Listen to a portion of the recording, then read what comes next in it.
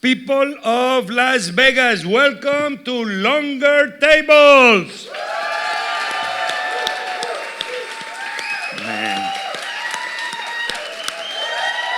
Man, I love Las Vegas.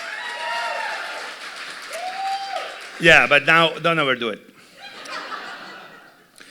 So, thank you to the Las Vegas Convention and Visitors Authority for sponsoring this live episode of Longer Tables. So, the truth is that I'm not saying this because it's written in my notes, but really Las Vegas holds a special place in my heart when it comes to culinary adventures.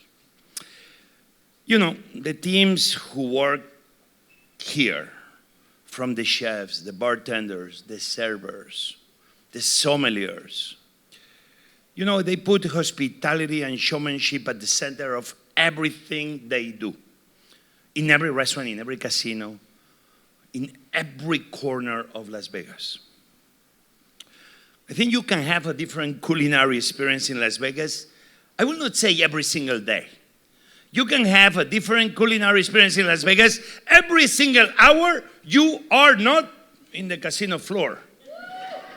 Or visiting the dam, or visiting the desert, And this is what makes really Las Vegas so unique. And I think it's these culinary adventures that makes people like me, and I'm sure people like you, keep coming back for more and more and more, looking for the next bite. So my guest today is someone who I think I know a thing or two about amazing hospitality and making magic in the kitchen, from New Orleans all the way to our beautiful Las Vegas. So you said it first. You are a visionary. Who can be here with me in Las Vegas? A person that is beloved by all. Mr. Lagasse, you said it. So please join me in welcoming to the stage the only, the one, the mythical, the man himself, no artificial intelligence, Emeril Lagasse.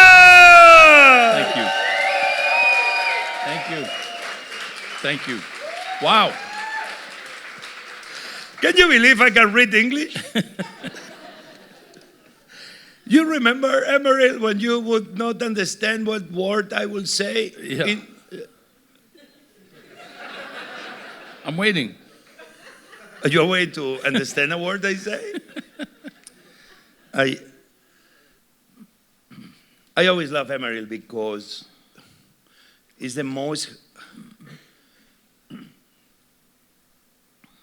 loving, talented chef, human being, husband, father I've ever met. Every time I am with him and we talk about moments of life, about the past, next to his beautiful smile, you will always see almost a tear in his eye. It's a guy that celebrates empathy more than anybody I know. And that's why from the first time I saw him in TV with his mythical BAM! I got to know his other side. The side that only his wife, his children, his family know, and his close friends. But when you get to know Emeril, you cannot do anything else but to fall in love with Emeril. Do you remember our first kiss? That's a joke, okay? What happens in Vegas, it stays. So, Emeril, we go serious now? We are here in our beautiful city in Las Vegas, so I wanna start with the most important question one chef can ask another chef. This is serious business. Okay. What is an amazing thing you've eaten while here in Las Vegas and where we can find it? That's the beginning. I just had it about 15 minutes ago.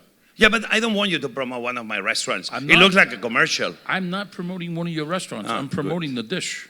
Great. Because you just came from eating There's in one of my restaurants. There's one thing you know how to make is paella. And I just had an oxtail, morel mushroom, hamon, caviar bite. Can you imagine that? I just had it 15 minutes ago. So yeah. Yeah. So that was like... Right, big time. Big bam. Can you say? Bam! Shit! Yeah, big one. Okay, can you do it again? Yeah, bam! Boom! Shut! I love that thing. No, that was quite a bite. But you know what? That's the scene in Las Vegas, like you were saying earlier. It's amazing, the food scene here. Now, when I first came, I know I'm getting ahead of the question, right? You can do whatever you want. Okay. So when I came here 30 years ago, my first restaurant at the MGM, when I told them I was going to do a fish house in the middle of the desert, they thought I was crazy. I mean, a fish house in the middle of the desert? Yeah. Yeah, I think, who? Jesus? And then Emeril, obviously. Only in Las Vegas. But you think back then there was Wolfgang, and there was Charlie Trotter, there was Mark Miller, and then there was myself, and that was really the chef restaurateurs in Las Vegas. Everything else was mostly hotel run, and mostly a lot of buffets and a lot of good lucks, right? So not like enjoy your dinners, good luck, right? So, but you know, there was a gentleman by the name of Danny Wade. I'll never forget this, Jose. That he was the president, general manager of the MGM, but he had the vision, and he was the first guy.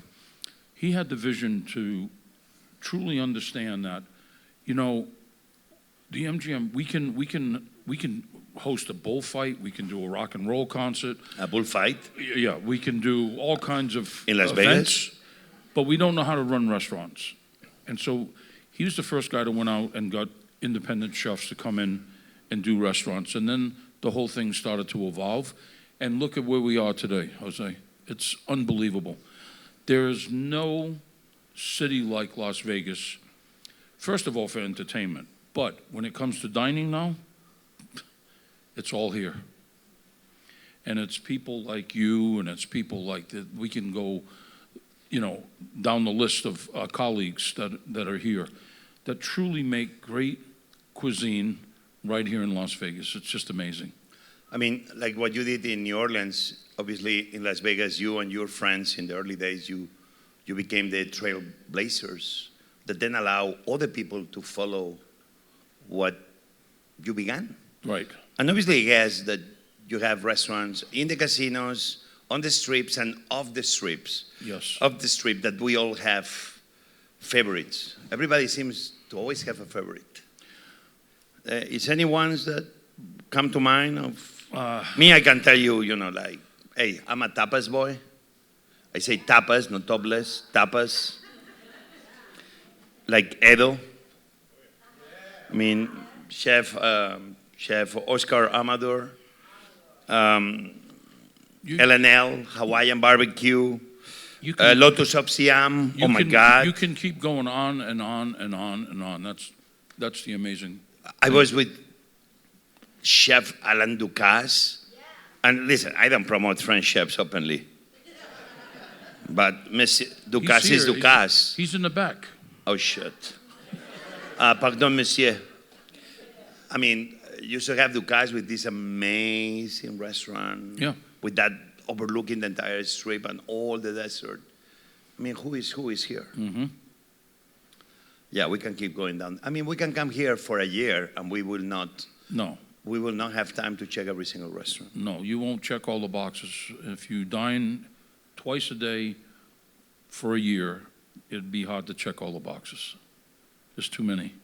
And then, like you said, off strip, you know, there's an amazing Vietnamese population. There's an amazing Vietnamese food, some of the best in the country. It just keeps going on and on. Bam. Yeah. Boom. Boom. So, okay, I think we've already touched the love you and many of the people here have for the Las Vegas restaurant scene, but I think we're here because we wanna know a little bit more about Emeril, the man, the person, the legend. And I guess that if we get deep into it, everybody will know you as the super legendary, famous New Orleans chef. I think if one day we change the name of New Orleans to Emeril Lagares, nobody will complain. That's who you became for New Orleans. You can run for mayor, for governor, for president, and you will be elected. But you are actually from Massachusetts. Yeah, that's where. So how you went from Massachusetts and you ended up in the Big Easy? Yeah. How that happened? We want to know. Yeah, so I grew up in a small town in Massachusetts called Fall River, predominantly Portuguese. So you have Fall River, you have... And that's why your accent is so thick? Yes, yes. And then you have New Bedford and Westport, et cetera. So predominantly Portuguese, mostly Azorean. So I grew up there, and I turned down a full scholarship to the New England Conservatory of Music to pay to go to cooking school. So I went to Johnson & Wales, one of the first classes. And, you know, it's one of those things, Jose, like, you know, with cooking, you know, I started with my mom, and, you know, it was like I liked it. And then, you know, I get a restaurant job, and it was kind of like I liked it. And, you know, and then eventually I went to culinary school. And I went to a culinary high school, too, and I liked it. And I went to Johnson & Wales, I liked it. And then I had my first job. And then all of a sudden one day you just wake up and you go, you know, something about this cooking thing, it's like I love it. I don't like it, I love it.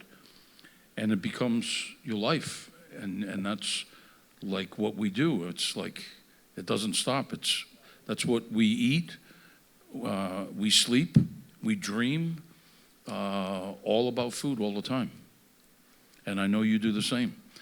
And it's the same thing, I love it. So, how did I end up in New Orleans? You know, I had... You can clap every time you feel like. In Las Vegas, we don't charge for clapping. So, you know, I had met the Brennans. I was running... I worked for a hotel company called Dunphy Hotels, owned by the Irish airline.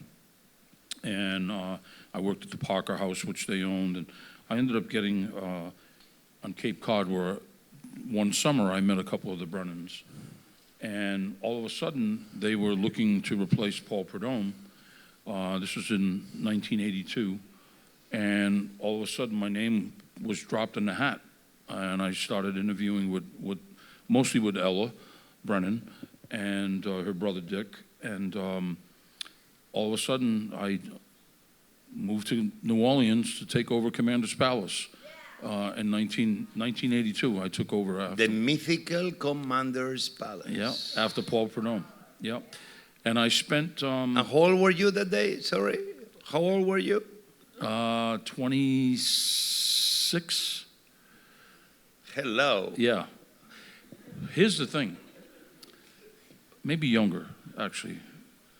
But the thing is that, you know, to take over a restaurant like Commander's Palace, and then slowly, beside being the chef, I worked into also being the general manager.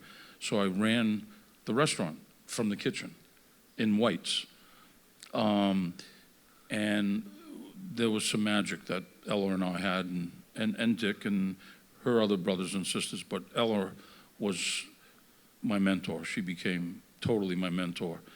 And I think that's important for everybody in this room, is that you have to have at least one mentor, if not more, that you can really, truly respect and learn. And that was the relationship that I had with Ella. And then I fell in love with New Orleans, and then decided to do my own restaurant. And Ella and I were going to be partners. We were going to do a restaurant together, but she wanted to be in the French Quarter, and I wanted to pioneer the Warehouse District. and she didn't want, the warehouse district had no lights, it had no, there was nothing happening other than bad stuff. So I opened in the warehouse district. Emerils. Emerils, my flagship. 1990. 1990, yeah. And now what's really cool is that 33 years later, now my son has taken over the restaurant, and he's now the chef patron of the flagship.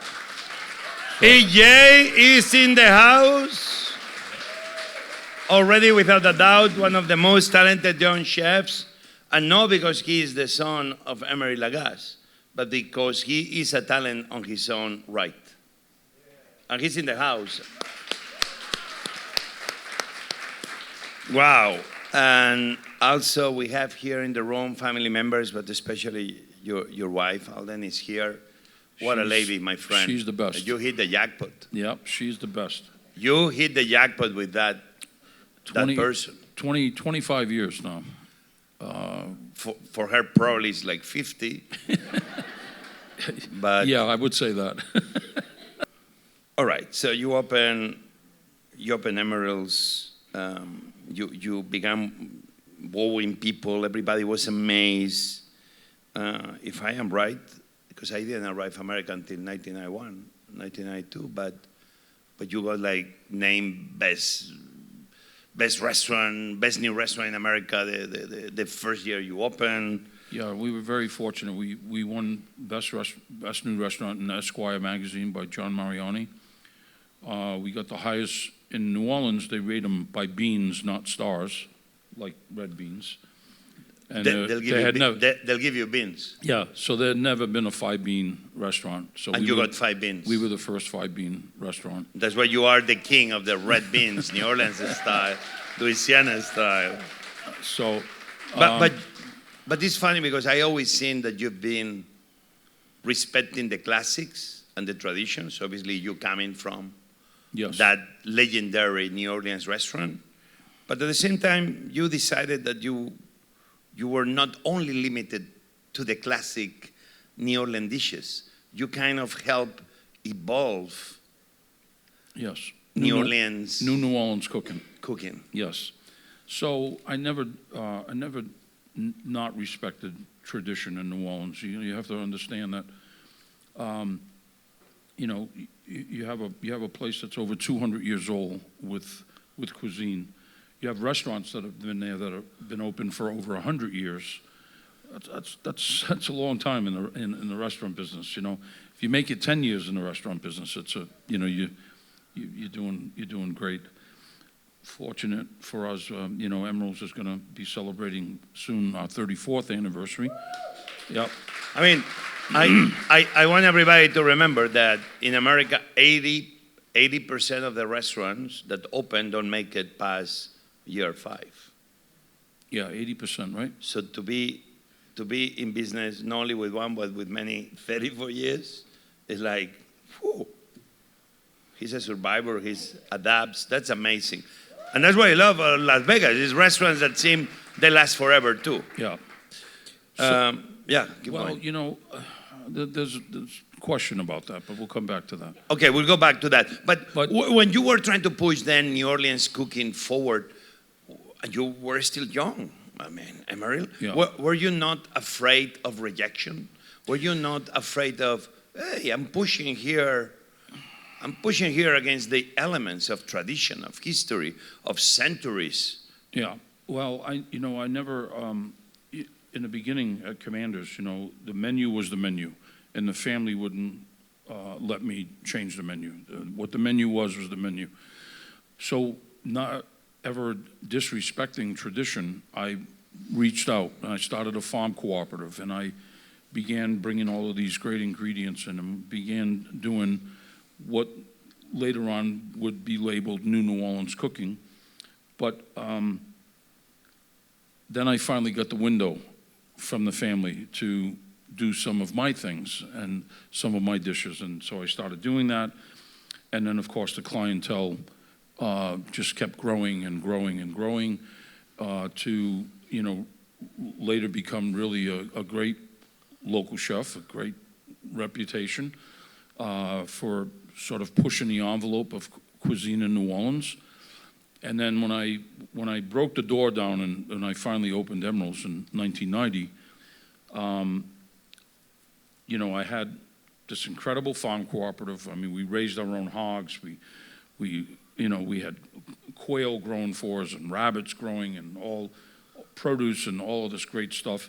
And to educate people, not only the staff, which is one thing because it's important that the staff is on the same page, but together with the staff, educating the clientele of what we were doing. You know, why were we raising hogs? Well, because we wanted to have make our own andouille, we wanted to make our own boudin, we wanted to make our own sausage, we wanted to make these were the reasons. And then with that commitment to the highest standards that you could, and pushing at the same time, and then that sort of opened the door for other opportunities. So what I realized after 2 years at opening Emeril's is that if I didn't want to have a revolving door of my staff, I needed to do another place. And so that's when I opened NOLA, and I moved a bunch of people from Emeril's to NOLA, and that's when the story began. And that's actually after that, after opening NOLA, that's actually when TV started happening. I had no idea about doing TV, and I got a call from this production company. You know, I have questions that have to give you the tip for the next answer, right? Obviously, you prepare for all the questions probably my team gave you ahead. And yes, what I was going to ask you was, you were not looking to get into TV. How did it happen? No, but I mean, I can sit over there. You can keep talking, but let me ask a question or two, man. I'm reading your notes. That's Because obviously you went from being a legendary game changer, culinary icon and more in New Orleans, and you began on TV, and also you became exactly the same you became for food in New Orleans and in American cuisine on the TV. But I think we want to know exactly how you got your shot, because I have a feeling, you know, you were always super generous with a table of guys always, I'm told, you know, walking into Commander's Palace one night. And then was a guy called Chef Gordon, and something happened. Yeah. What the heck happened that night that then had everything to do with you getting into TV? Yeah, so... That's what we want to know. Okay. So, you know, you have to walk through the kitchen at Commander's. When you enter the door, you have to go through the kitchen. How many of you have been to Commander's Palace in your lifetime? Wow, okay. Okay, so to the younger generations, we forgive you. So you have to go through the kitchen to get to the bar at Commander's. And it was Jazz Fest weekend, and really, really busy, and I was on the line, expediting, behind the line. And there was these guys that were like kind of peeking out the bar and back and forth, and I'm just like, so I left the line, went out to the front door to the maitre d', to George Rico, is his name. I said, George, who are these people? They're waiting for a table. And George was like, well, but they want to sit in the garden room. I'm trying to do the best I can. I said, come on, George, seat these people. So anyhow, I greeted them and seated them, didn't know who they were. And come to find out after the meal, they came back downstairs. So I cooked for them, and they sat in the garden room, and I cooked for them. And at the end of the meal, they came back down to the bar, and they were having a cognac, and they were like, we're trying to go to Tipitina's music club to see the Neville Brothers, and we can't get in. Now, I don't know who these people are, but they can't get in. So I said, no problem. I get you in. So I took a bar napkin, I wrote a note to the owner of Tipitina's, and I said, hey, these people just had dinner with me. Please let them in. So they went right to the front door at Tipitina's. The line's like around the corner. gave the guy the note, and he said, "Oh, you're friends with Emeril? Okay, come on in." So then I find out, the next time that they come, I find out that it's the president of EMI Records worldwide with Shep Gordon. EMI. EMI Records worldwide. Right there. His wife, a couple of other people from EMI Records, and this guy by the name of Shep Gordon. Then I find out, who's the Shep Gordon? Long story short, going forward, Shep ended up being my first agent. And he represents Sharon Stone, Michael Douglas, Luther Vandross, I mean, lots of people. So he never had a chef. So I became his first chef client. He became my agent, and we became really, really good friends. And God bless, he's still around, and still alive, thank God. And became really an incredible relationship. So we own to him having you in TV. Well, and so many of us at the end of the day enjoying your amazing times with your bam. Can you say bam again? As you're pouring yourself the wine, like bam. Yeah, but you know what? No, but when was the first bam? How it happened? Okay, I'm getting there. Okay. 8 shows a day, Essence of Emeril. 8 a day. 8 a day? 8 a day. 8 a day? 8. So we would do four shows, no audience, 4 camera people, 1 stage manager, the kitchen, couple of kitchen people running in and out stuff, cooking from scratch, and of course they wanted to taste the food. So being a food show, after 4 shows we would break, and the crew would they're all like hovering over the food, eating as fast as they can, so in that time, 45 minutes, you come back, we're gonna do the next 4 shows. They're like, the camera guys are like, like in a food coma. So bam came about. Oh, yeah? That's how I woke them up. That's how I had to wake them up.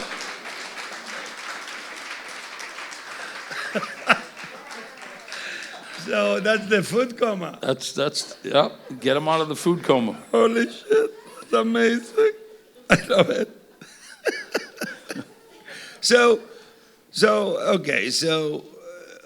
at that moment you are in the TV business and in the restaurant business at once. So now we are more used to chefs in both worlds. But again, you were a trailblazer, and I'm guessing you've been in these 2 worlds at the same time: restaurant, food, Tough. TV. Yeah, I mean, any memories, any special moments, wild moments, crazy moments, fun moments, any anecdote of? Lots. Okay, yes. Because once I did, I don't know how many 100 shows that I did for Essence of Emeril. I was quitting, and I told the president of the network, I said, I'm quitting. I'm going to go back. I just want to be in my restaurants. I'm done with TV. And they said, you can't do that. Because it's intense, 8 shows a day. Yeah.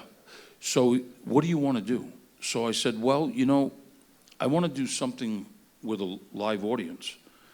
I mean, you have Jay Leno, you have, Johnny Carson did it. You had, you get these people, but nobody's really done it in the food world. And I want to cook in front of a live audience. And so they said, okay, well, we'll do a pilot. So I did two pilots. With a live audience. The ratings went through the roof. So they said, okay, we're going to give you a shot. We're going to do this live show, Emeril Live. So the only trick was that because of my music background, I didn't want to have like actors and actresses, come on and, talk about my movie and, I kissed Burt Reynolds and, la-di-da-di-da-di. And so I wanted to, my angle was that I had musicians. that would come, and we put together this great band with Doc Gibbs, and we would have musicians as our guests. And occasionally, I would have, I had Julia, would have some of our colleagues on, but most of our guests were musicians, from, you name it, Willie Nelson to, you name it. We had them, and that was a part of the show that sparked me because of my love for music. And it really, there was no script, so there was a 10-second dialogue for the beginning of the show, and then only God knows where we were going from there. Bam. Yeah, exactly. And Bam carried over to wake them up. Sometimes I had to wake the audience up so they get extra Bams. So now I understand obviously the reason of the popularity of your show, because you were just not following anybody before you. Just you were being you. Yes. Fresh, unique. Yes. Empathy, fun. Jose, Emeril, one-on-one. The one thing that I always tried to do, back in Essence and also with Emeril Live, is that I didn't want cooking to intimidate people. So I was trying to break down the intimidation factor so that people would become more comfortable and more familiar with wanting to cook or wanting to shop or wanting to know more about wine or spirits than not. So I always put that first. And then I would always choose a subject, let's just say mushrooms, and with my team in New Orleans, we would write the show about mushrooms. And then there we went. One of my more special moments is when you reached to me. In a way, you already took a little break from TV, many years later, from all these stories you were telling us. And you were doing a brand new series, if I'm right, for Amazon. Yeah, Eat the World. Eat the World. And Eat the World with Emeril and you Lagasse. called me, and I was And like, you were my first guest. I cannot believe Emeril called me, and I'm going to be on a show with Emeril. Because, I was like, what the heck, he never invited me to his shows before. But was my accent, was my looks? But where did we go? You tell them. We went to Jose's hometown in Spain. Asturias. Yes, Asturias. I never forget. And we had a blast. Oh, wait a minute. There's so many memories from that whole show. And First of all, driving with you is just a memory. Okay? Hey, hold on a second. Hold on. That's number one. Number two, I'll never forget the place you took me on the ocean. Small little husband and wife seafood place. Rompeolas, the breaker of waves. Yep. Rompeolas. You turned me on to those crabs. In a beautiful place called Tazones, with sea as the zodiac. Yeah. And it's a place that doesn't even show up in the guides. But I wanted to take my friend to a place nobody else could take him. Incredible. And the crabs were waiting for us there. Actually, when we arrived, they didn't have crabs. They pick up the phone, they call the local scuba diver fisherman, and they say, hey, Jose has a guest that seems a super big deal in America, and they want crabs. And then all of a sudden, we see this guy, beautifully nice looking, like this blonde hair, long going down his shoulders, look like Zeus, like, what the fuck, this guy looks so nice.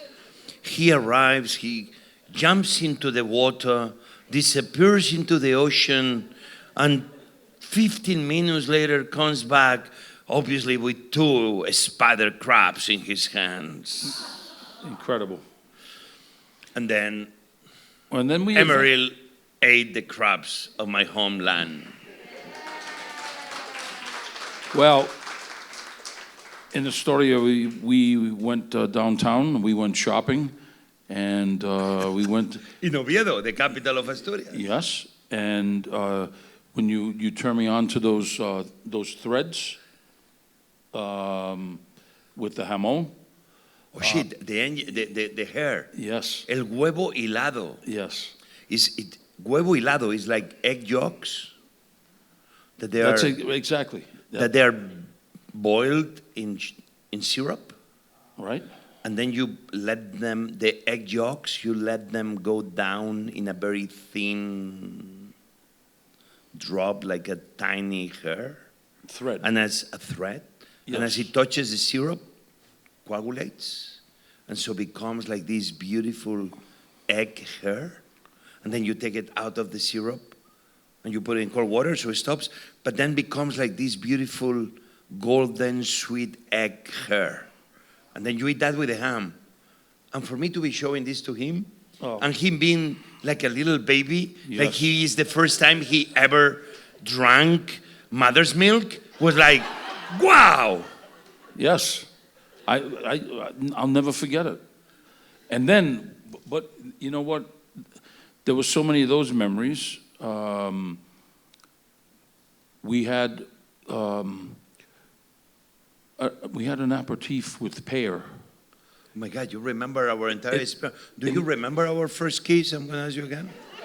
No, we never kissed. In the square. And yeah. you turned me on to that. But we eventually ended up in Barcelona. You took me to Barcelona too. I mean, because it's No, me taking him but to where did Spain, you- but where- he's deciding where we're going. But where did you take me? Oh, so many places. Which one? But we spent the day with Ferran. Ferran Adrià, the Emeril Lagasse of Spain. He began crying. No, I did. But I don't understand, because Ferran is the one like, man, Emeril Lagasse is here. And then it's like, we are three men crying. One because he's happy he's there, the other because he's happy he's there, me because I'm happy that both are crying, other be there. And I'm like, we're crying babies. Yes. You know, I had a question here, which was, why do you think your shows became so popular and appeal? And I don't have to ask him this question because I think we got the answer.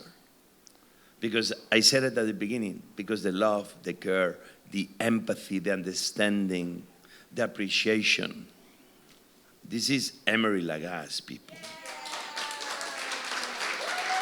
So Emeril, I mean, is there a quiet Emeril? Maybe we should be asking this to your wife, but is there a quiet Emeril we don't see? I mean, what do you do to switch? I mean, you from the TV shows that you were with that super high energy, as you said, no, the cameras are rolling, you're live, you have no script, you have to be you, but then, oh my God, you cannot be like this. It has to be hard to be at that.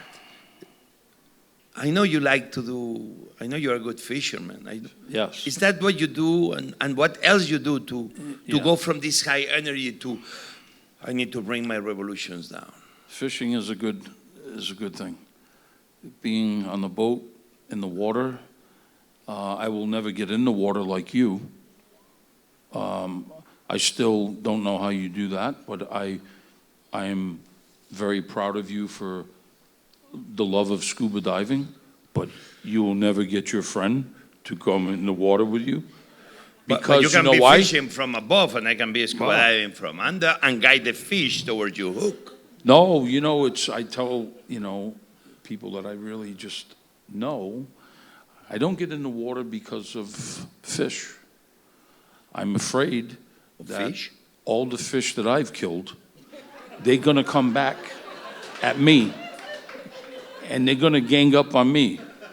I mean, I will say that the sharks will eat you because you are leaving them without food. Yeah. Yeah. That's the issue? Yeah.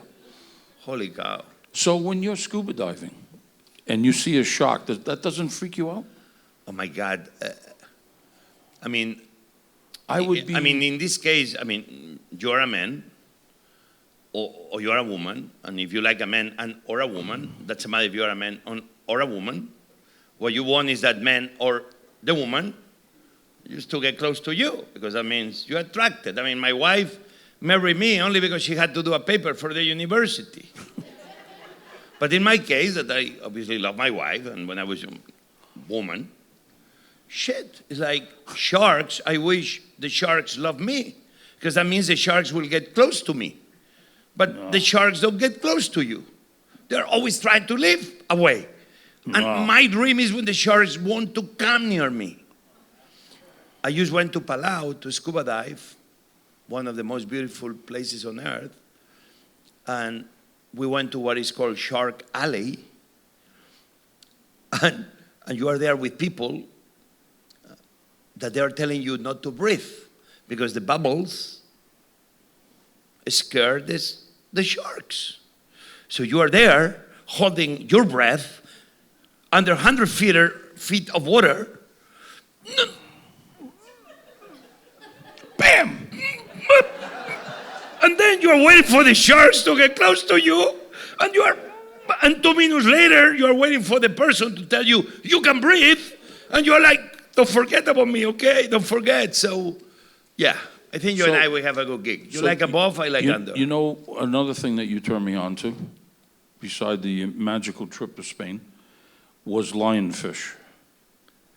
And now, I have discovered in Destin, Florida, Panama City, that whole place, you know what I'm talking about. A mythical place Yes. on the earth. There is a problem with lionfish. Everybody knows the reefs. problem with lionfish. Let me tell you, Las Vegas have no problem with lionfish. No. Yet. However, it's one of the most delicious fish that you can eat. Lionfish came from Asia. They're a pain in the ass to clean. They are like a pest. Yes. On the reefs, right? They Jose? have no enemies. Yes.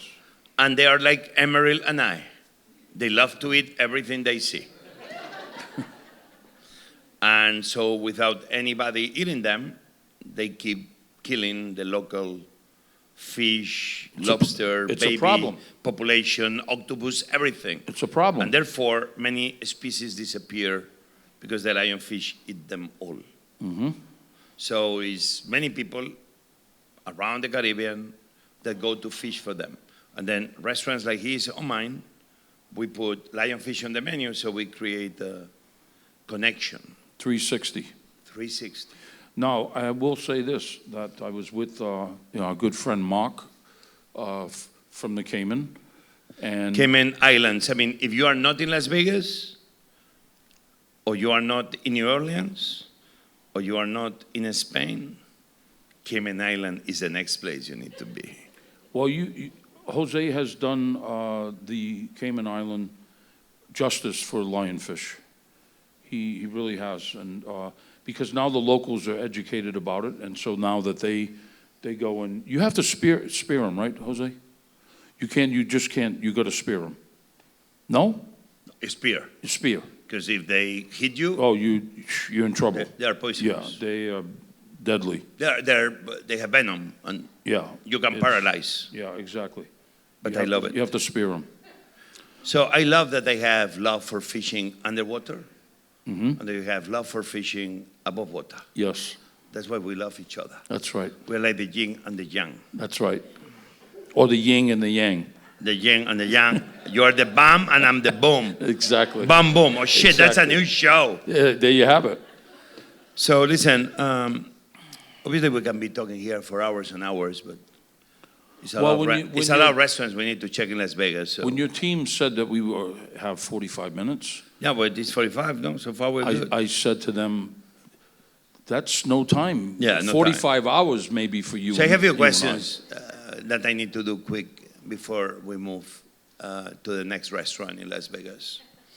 But you and I, we've spent amazing quality family time together, but nothing like obviously being in New Orleans with you. I want you to help me give a round of applause for the amazing work Emeril has done with his foundation, raising millions and millions of dollars for the betterment of the lives of many people in New Orleans, in Louisiana, in America. He does this amazing event with his wife and his friends and partners that raise millions of dollars to bring hope to many. And for that alone, Emeril deserves a huge round of applause. Oh. But obviously, it's not a fundraising that they do, which I was very proud that 1 year I became part of it, and I will thank you forever. But a very important moment is 2018 for me. The reason actually I opened World Central Kitchen was because it was people like Emeril and others when Katrina hit many years before New Orleans. The reason was like, oh shit, I think we can do something for the restaurant community to come together and start feeding people in emergencies. But for me, never came more reality that when in 2018, Hurricane Michael came, and we went down to World Central Kitchen, and I was with World Central Kitchen in the early hours. We arrived there before the hurricane. Michael arrived to Panama City. And a moment that really began tearing apart is when that hurricane really created mayhem in Panama City in ways we cannot understand. That even if you see it on TV, you don't understand. You have to be there. And Emeril could be running his restaurants and will be fine. Raising money and supporting local communities and will be amazing because it's far away more than anybody else can do. Obviously doing his TV shows or traveling. But Emeril, with a group of friends and his son, began using his restaurants to start making meals, and he personally drove all the way very close to Panama City to bring his mythical red beans and other dishes to start helping World Central Kitchen together help feed the people in need in Panama City and around Panama City. He showed up.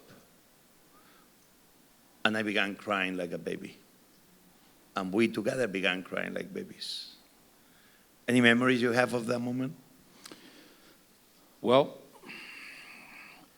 I don't have words to tell you how much I admire your commitment to World Central Kitchen and what you have done with your team. And it wasn't as big then in 2018 when you called me, but when you called me, I could tell by your voice that you needed help, and I was there for you.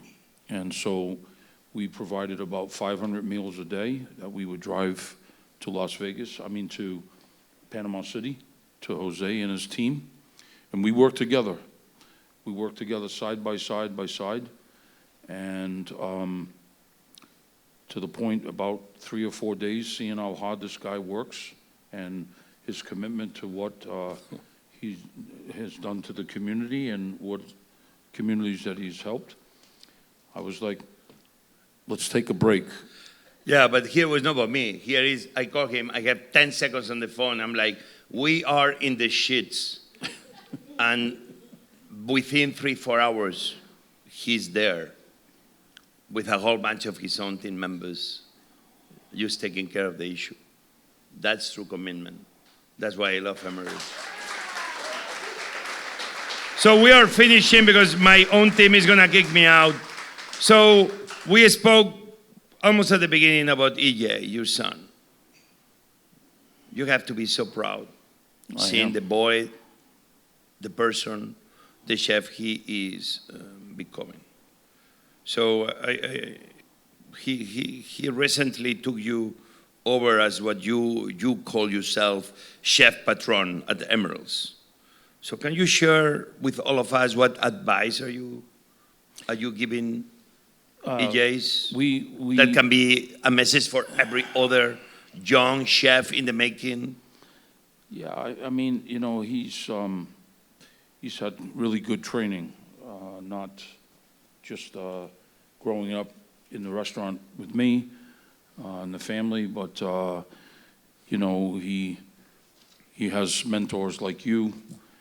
He spent two summers at Le Bernardin, our good friend Eric, which, by the way, he told me to give you a kiss, but I'll do that later. You say, I mean, I think we kissed before.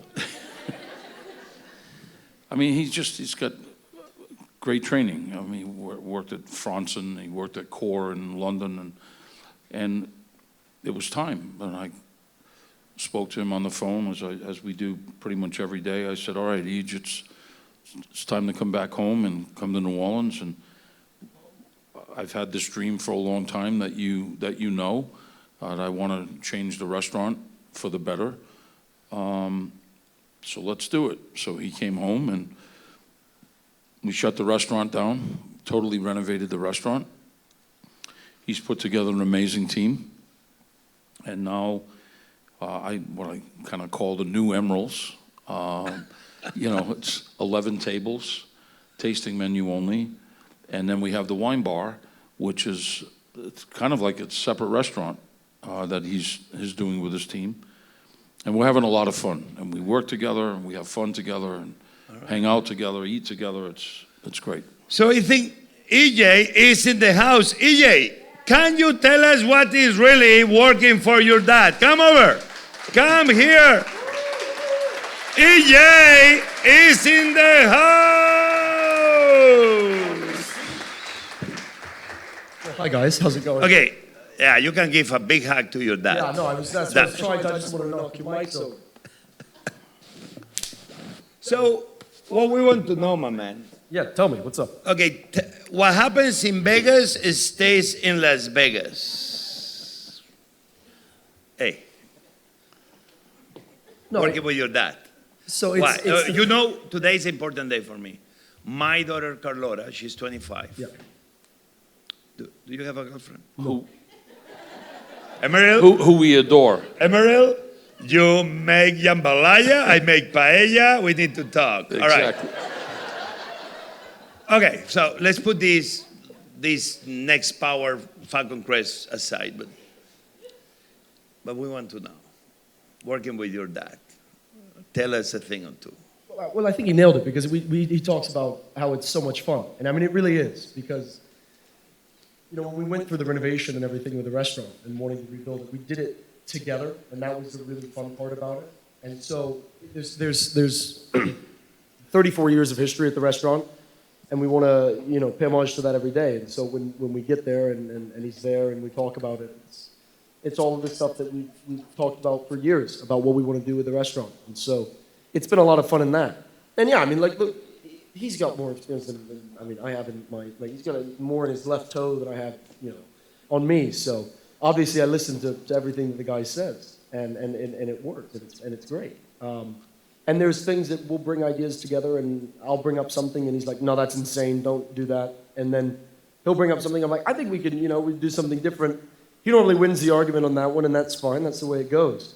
But it is so much fun. It really is a lot of fun, and being here with you guys is So is your mom the one that has to be in between when there is a disagreement that you need like a Solomonic decision? Is this the Alden that brings peace? You're right or you're wrong? We sort of just go in the other room, wait like 10 minutes, come back, and everything tends to be back to normal and totally fine. Alden doesn't get in the middle of it. No. She's She's smart. No, yeah, just leave it. Smart lady. Just leave it be. TB2 or what? For me? No, I'm good right now. I'm in the restaurants. I mean, maybe one day, not like ruling it out, but I'm good right now. Okay, can we see how is the young side of the new Emeril? Even you are a man on your own right and a talent on your own right, and I've seen you already cooking in many events, and I'm so happy and thrilled to see what you are becoming on your own right. Thank you. Not because the last name of this guy, but on your own right. But can I see a BAM from? Oh. So the rule with the BAM that we have a rule with it. And the thing is because he owns it, so I have to pay him 25 cents every time I use it. And I really am trying to save a little bit right now. So I don't really want to do it because it'll be fine here, he won't do it here, but then we're going to walk out. He's going to pull his Venmo QR code up. And he's going to be like... Venmo? Yeah. Great. I'm going to have to send him money for it. So I'd rather, if you wouldn't mind, I'd rather just let him do the BAMing. Because then I don't have to pay for it. We have to pay him if we say. Oh yeah. Well, maybe not you, but we've got a thing in our Emeril EJ contract that says that I have to pay him for BAMs. So it's to prevent me from stealing it and using it on television. So. I cannot believe you will charge your own son Yeah. for a bomb. Who are Look, you, business man? is business, man. I mean, Jose, Really? it's business. I It's ruined business? the food cost at Emeril, so he has to make it back somewhere. So, That's the new show. people of Las Vegas, I mean, we didn't only got the amazing opportunity to spend an hour here with an amazing person, amazing man, an amazing human being, full of empathy, love, talent. I love you. If I only have one regret is that I never met you even before. But every minute we've always spent together has been a minute that seems always lasts like a lifetime. That's how intense spending time with you is in the best of ways. And for that, my friend, I will always have you close to my heart, and I'm so lucky and so proud that I call you a friend and a brother. The feeling is mutual, my friend. Thank you. Emeril, we love you! Thank you.